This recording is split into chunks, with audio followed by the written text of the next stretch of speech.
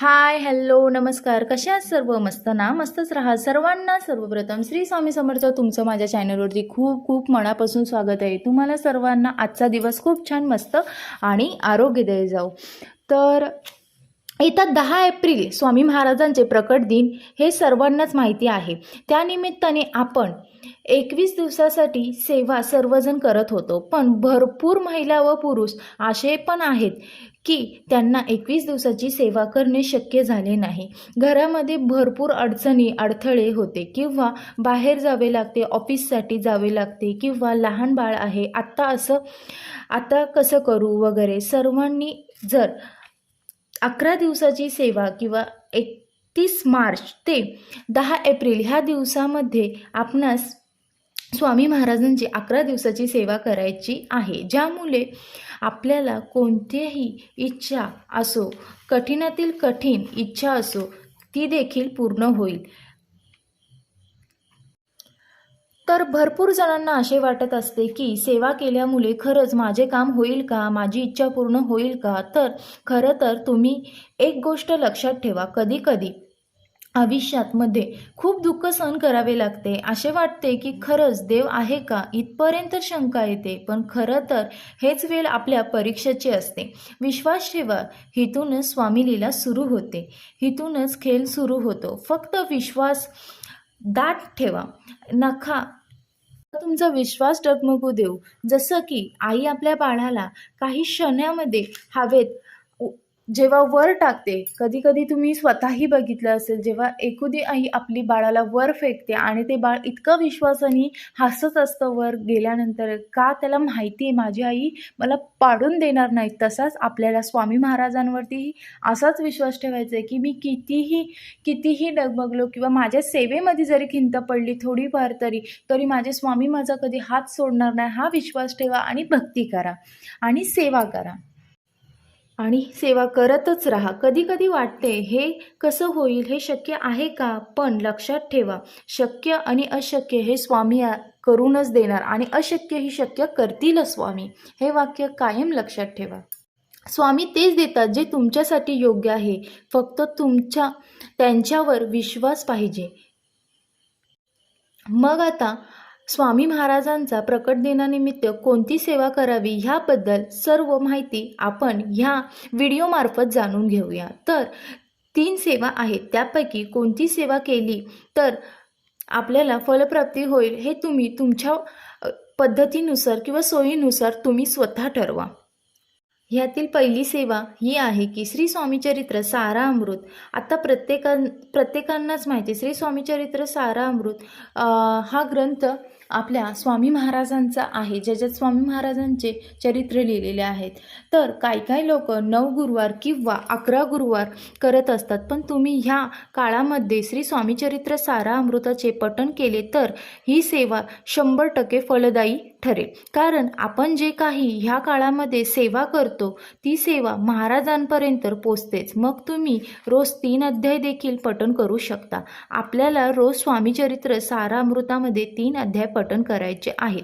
पहिला अध्याय असतो तो म्हणजे आपला भूतकाळ, दुसरा अध्याय असतो तो म्हणजे आपला वर्तमान काळ व तिसरा अध्याय असतो तो आपल्या भविष्य काळासाठी. त्यामुळे आपल्याला स्वामीचरित्र सारामृताचे 3 अध्याय रोज पठण करायचे आहे किंवा तुम्ही रोज देखील एक पारायण करू शकता. जर तुम्ही 21 अध्याय पठण केले तरीही चालेल किंवा तुम्हाला नाहीच जमलेस तर तुम्ही 3 अध्यायही काढू शकतात. तुमच्या सोयीनुसार तुम्ही पाहिजे तशी सेवा करू शकतात. तर पूजेची मांडणी करायची असे काही नाहीये. पूजेची मांडणी न करता तुम्ही एकच तुपाचा दिवा लावला, तो पण आपले स्वामी महाराजांचा फोटो किंवा मूर्ती समोर घ्या आणि त्याच्यानंतर एक तुपाचा दिवा लावून तुम्हाला ह्या सेवेला सुरुवात करायची आहे. तर अशा प्रकारे ही आपली पहिली सेवा झाली. दुसरी सेवा म्हणजे स्वामी महाराजांचे नामस्मरण. नामस्मरणामध्ये खूपच ताकद आहे, हे सर्वांनाच माहिती आहे. आपण रोज श्री स्वामी समर्थ हे नामाचे 11 माळी जप करायचे आहे. आता तुम्हाला 11 माळी जप करणे शक्य नसेल तर तुम्ही कधीही उठता बसता स्वयंपाक करताना पण श्री स्वामी समर्थ ह्या मंत्राचा जप करू शकता. आता काही जण असेही म्हणतात की आपण उठता बसता जर स्वामी महाराजांचे जप केले तर ती सेवा स्वामी महाराजांना नक्कीच म्हणजे महाराज नक्की स्वीकारतील का? तर खरं तर श्री स्वामी समर्थ ह्या नावाचे स्मरण कसेही केले तरीही ते आपले काम करतेच. जसे शेतात आपण एखादं बी रोपलं तर त्याची जे देठ आहे ते खालच्या साईडला आहे की वरच्या साईडला आहे हे जसं मॅटर करत नाही. म्हणजे बोलतात ना की काय त्याचा अर्थ नाही आहे. ते कितीही खाली गेलं तरी ते उगवायच्या बाजूनी वरच उगवतं. म्हणजे तशा प्रकारेच आहे. तुम्ही नामस्मरण कसंही करा, ते जिथे पोचायचे जे तिथे पोचायचे तिथे पोचणारच. तशा प्रकारेच आहे. ते त्या बीचे मूळ जे असतं ते वळण घेतच त्या प्रकारेच नामस्मरण कसेही केल्याने तरी नाम घेणाऱ्याची योग्य दिशेची प्रगती करून देतेच. श्री स्वामी समर्थ नामाचे सतत स्मरण करावे. श्री स्वामी समर्थ महाराजांचे असेही म्हणतात की स्वामी महाराज असेही म्हणत नाही, तुम्ही तुमचे सर्व काम सोडून फक्त माझे पुढे बसा, माझी पूजा करा, माझी सेवा करा. कारण की काम हे प्रत्येकालाच असते. काम केल्याशिवाय कोणालाही पर्याय नाही. त्यामुळे आपण काम करता करता नामस्मरण केले तर स्वामी महाराजांचा आशीर्वाद आपल्या कायमच पाठीशी राहील. आपली तोडकी मोडकी सेवा त्यांच्यापर्यंत पोचतेच. कारण की स्वामी महाराज हे आपल्या भक्तीचे भुकेले असतात.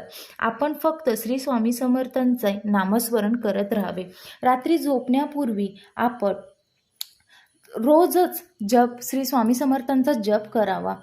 जसे जसे आपले नामस्मरण वाढत जाते तसे तसे आपली परिस्थिती सुधरत जाते.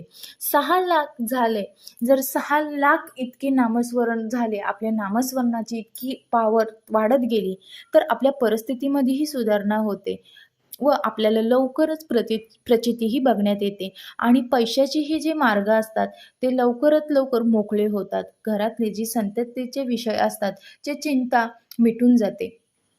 मुलांच्यामध्ये सुधारणाही होते आणि ते तुम्हाला नक्कीच दिसून येते. आणि जे आपल्या पुढील जे संकट असतात, जे येणारे संकट असतात ते आपल्याला दिसूनही येतात. हे सगळं नामाच्या ताकदीमुळे आपल्याला ह्या सगळ्या गोष्टी अनुभवायला व त्याची प्रचिती आपल्याला दिवसेंदिवस जाणवत असते.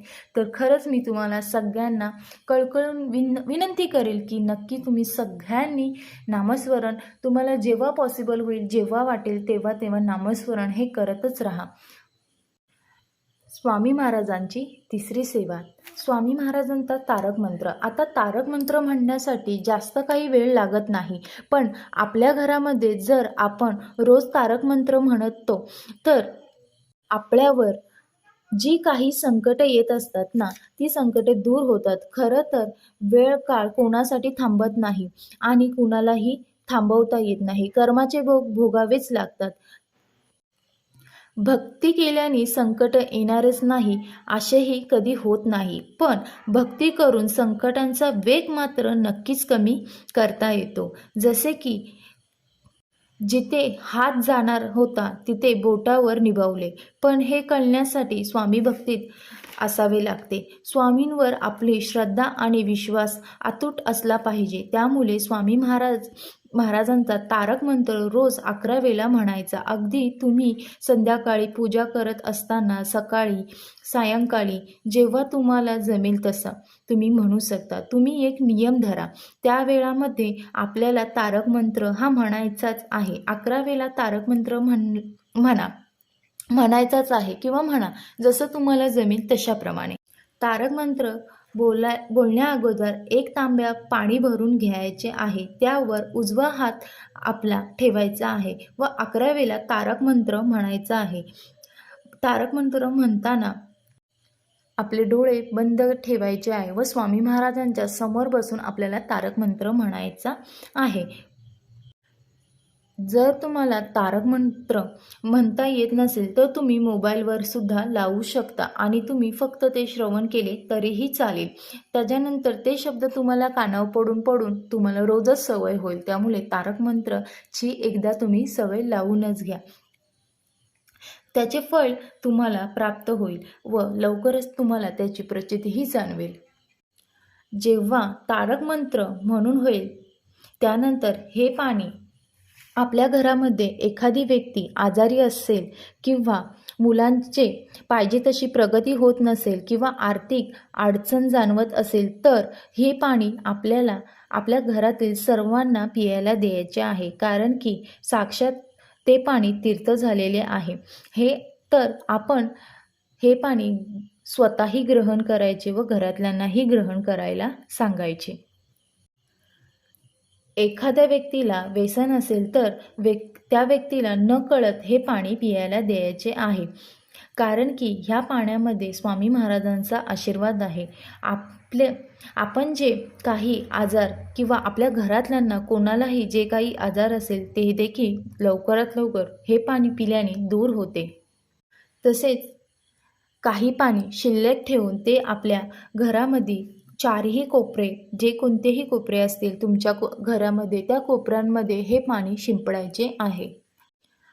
आता तुम्ही म्हणाल 4 कोपरे म्हणजे बघा, जसं की आपलं किचन, हॉल, बेडरूम जे काही असेल, जेवढे कोपरे असतील त्या कोपऱ्यांमध्ये तुम्हाला हे पाणी शिंपडायचे आहे, किंवा गॅलरी असेल तर गॅलरीमध्ये शिंपडले तरीही चालेल. आपल्या घरामध्ये जे काही नकारात्मक ऊर्जा असेल ती पूर्णतः दूर होईल व घरामध्ये सकारात्मक ऊर्जेचा संचार होईल. घरामध्ये जर नकारात्मक ऊर्जा असेल तर आपल्याला देखील प्रगती किंवा आपल्या मुलांचीही प्रगती होत नसते.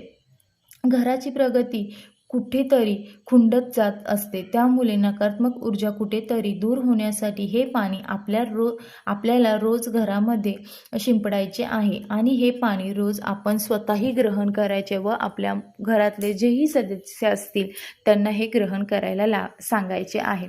आणि झालेली सेवा स्वामी महाराजांच्या चरणी रुजू करते, आणि सगळ्यांनी प्रकट दिनाच्या पुन्हा एकदा मी हार्दिक शुभेच्छा देते. आणि व्हिडिओ आवडला असेल तर नक्की लाईक करा, सबस्क्राईब करा आणि कमेंटमध्ये श्री स्वामी समर्थ लिहायला विसरू नका. सर्वांना पुन्हा एकदा श्री स्वामी समर्थ.